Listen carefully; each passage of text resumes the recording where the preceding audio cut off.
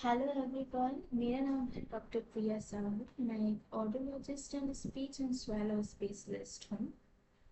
आज मैं आपको एक बहुत ही अच्छे टॉपिक के बारे में बताने वाली हूँ जिसका नाम है ऑटिज्म। ऑटिज्म होता क्या है और इसके क्या लक्षण हैं, ये क्यों होता है और इसके ट्रीटमेंट क्या है। सबसे पहले हम बात करेंगे ऑटिज्म क्या है। ऑटिज्म एक न्यूरोलॉजिकल डिसऑर्डर है जो कि आमतौर पर 2.5 से 3 साल के बच्चों में ही डायग्नोस होते हैं। उसके बाद मैं बात करूंगी इसके लक्षणों के बारे में, जो सिम्टम्स हमको देखने को मिलते हैं इन बच्चों में। सबसे पहला है सोशल इंटरेक्शन की कमी होना, यानी कि ये बच्चे इजीली किसी से घुलने मिलने में काफ़ी समय लगाते हैं, बहुत जल्दी घुलते मिलते नहीं हैं। फिर आता है इनका सेंसरी इश्यूज का। इन बच्चों में काफ़ी सेंसरी इश्यूज होते हैं, जैसे कि इनको ड्रोलिंग प्रॉब्लम आ सकती है। ड्रोलिंग यानी कि इनका लार बहना। दूसरा आ जाएगा इनका ओरल कैविटी में काफ़ी इश्यूज आना, जैसे कि वो खाने खाने में काफ़ी टाइम लगाते हैं। चूइंग में इनको काफ़ी प्रॉब्लम हो सकती है, खाना चबाने में प्रॉब्लम हो सकती है। दूसरा, खाने को निगलने में प्रॉब्लम हो सकती है। फिर हम बात करेंगे इनका स्पीच एंड लैंग्वेज का, जिनको बोलने में काफ़ी तकलीफ होती है, जैसे कि उनको सेंटेंस फॉर्म करने में दिक्कतों का सामना करना पड़ सकता है। वो सेंटेंस फॉर्म कर नहीं पाते हैं, बहुत टाइम लेते हैं। दूसरी चीज़ जैसे लैक्सिकल कैटेगरीज हैं, उसमें भी वो काफ़ी समय लेते हैं।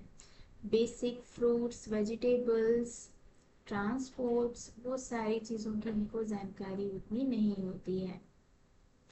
फिर यदि मैं बात करूं कि अपनी बेसिक नीड्स को गिनना, तो वो अपनी बेसिक नीड्स को भी नहीं बोल पाते हैं। कुछ बच्चे थोड़ा बोलते हैं लेकिन कम ही रहते हैं। ठीक है। इसमें काफ़ी सारे सिवियरिटीज़ होते हैं, जैसे कि mild autism, moderate and severe. Mild level में आप लेके चलो कि 25 से 30% तक के बच्चे माइल्ड में काउंट होते हैं। देन 30 to 60 तक के आप लेके चलो कि ये मॉडरेट लेवल है, एंड अबव 60 जो है इनका सीवियर लेवल में आ जाता है। फिर मैं बात करूंगी इनके और भी सिम्टम्स के बारे में, यानी लक्षणों के बारे में। तो इनमें टो वॉकिंग काफ़ी देखने को मिलता है, जैसे कि ये बच्चे अपनी पीछे की एड़ी को इस तरीके से उठाकर फिंगर्स को आगे बढ़ाते हुए इस तरीके से चलते हैं।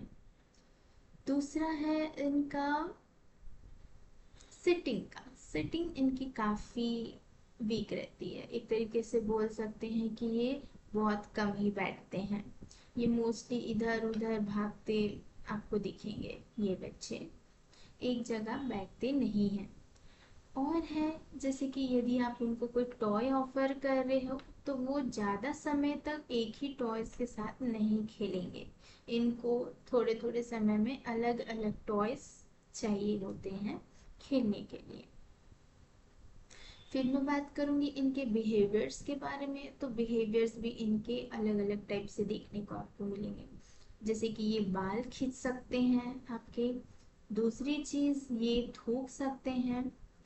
तीसरी चीज़ है कि इनको मारना पसंद होता है। तो एक तरीके से ये सारी चीज़ें बिहेवियर्स में इनके आते हैं। फिर एक और है बहुत ही इम्पोर्टेंट, जो आप काफ़ी बच्चों में, ऑटिस्टिक बच्चों में देख सकते हैं, वो है इनका रोइंग करना। लाइक इस तरीके से वो रोइंग करते रहते हैं। अब मैं बात करूंगी इनके ट्रीटमेंट्स के बारे में। ट्रीटमेंट्स की अगर मैं बात करूं, तो इसमें काफ़ी सारे अलग अलग ट्रीटमेंट्स होते हैं, और ये ट्रीटमेंट्स ऐसे हैं कि इनका एकदम से ये ऑटिज्म ख़त्म नहीं होता है। ये ट्रीटमेंट्स, थेरेपीज़ हैं जो कि फॉलो करने से जो है इनका काफ़ी हद तक कम हो जाता है और ये बच्चे इंडिपेंडेंट हो सकते हैं। सबसे पहले मैं बात करूंगी स्पीच एंड लैंग्वेज थेरेपी की। स्पीच एंड लैंग्वेज थेरेपी क्या है? जिन बच्चों को बोलने में दिक्कत होती है, जैसे कि हकलाना, तुतलाना, ज़्यादा तेज बोलना और सेंटेंस फॉर्म नहीं कर पाना, या स्पीच एंड लैंग्वेज उनके काफ़ी डिले होते हैं, सही उम्र में ये चीज़ें नहीं सीख पाते हैं जो उनको एक नॉर्मल बच्चे को सीखना चाहिए, तो वो सारी चीज़ें के लिए स्पीच एंड लैंग्वेज थेरेपी करवाया जाता है। और हम बात करते हैं नेक्स्ट स्वालोइंग थेरेपी की। जो बच्चों को चूइंग में प्रॉब्लम होती है, खाना वो चबा नहीं पाते हैं, बहुत स्लो चबाएंगे, उनके मसल टोन वीक रहते हैं, तो वो उनको स्वालोइंग थेरेपी के जरिए सही किया जाता है। या वो निगलने में भी उनको अगर इश्यू होती है तो भी स्वालोइंग थेरेपी उनका लगता है। फिर मैं बात करूंगी ऑक्यूपेशनल थेरेपी की। ऑक्यूपेशनल थेरेपी क्या है कि जिन बच्चों की सिटिंग नहीं रहती है, एक जगह वो बैठते नहीं हैं, इधर उधर भागते हैं, उनके लिए ऑक्यूपेशनल थेरेपी करवाया जाता है, जिनमें आई हैंड कोऑर्डिनेशन भी इंक्लूड रहता है। फिर मैं बात करूंगी यदि अगर बच्चे बैलेंस नहीं करते हैं, वो ऐसे उबड़ खाबड़ तरीके से चल रहे हैं, प्रॉपर उनका बैलेंसिंग नहीं है, तो भी आप ऑक्यूपेशनल थेरेपी करवा सकते हैं। फिर आता है विजन थेरेपी। विजन थेरेपी क्या है? जिन बच्चों का आई कांटेक्ट बहुत कम रहता है या फिर वो भेंगे रहते हैं, तो उनके लिए विजन थेरेपी करवाया जाता है। फॉर एग्जाम्पल, यदि मैं किसी बच्चे से बात कर रही हूँ और वो बच्चा मुझे देखने के बजाय वो कहीं और देख रहा है, भले वो बात इधर कर रहा हो, तो उन बच्चों के लिए आई कोऑर्डिनेशन के लिए हम विजन थेरेपी करवाते हैं। फिर बात आ जाती है आपकी last not list, ABA therapy, applied behavioural analysis. जो बच्चे, जैसे कि मैंने बताया, जिन बच्चों में आपको बाल खींचना, थूकना, मारना पीटना, ऐसी सारी चीज़ें देखने को मिल रही है, तो ये सारे बिहेवियरल इश्यूज में आते हैं जो एक बिहेवियरल थेरेपी से सही होता है। आशा करूंगी कि मेरी वीडियो आपको काफ़ी पसंद आई होगी, काफ़ी जानकारियाँ मिली होगी। ऐसे ही मैं कई वीडियोस आपको के लिए लेके आऊँगी जिससे आपको अवेयरनेस हो। यदि आप ये सारी थेरेपिस्ट मुझसे या मेरी टीम से करवाना चाहते हैं, तो मुझे आज ही संपर्क करें।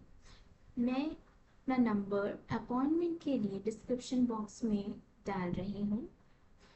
और हमारा क्लिनिक लोकेटेड है रायपुर छत्तीसगढ़ में, in front of Marine Drive, SLT complex, second floor, shop number 417।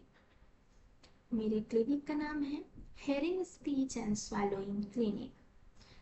ज़्यादा देर मत कीजिए और जल्द से जल्द हमें संपर्क करें। Thank you so much.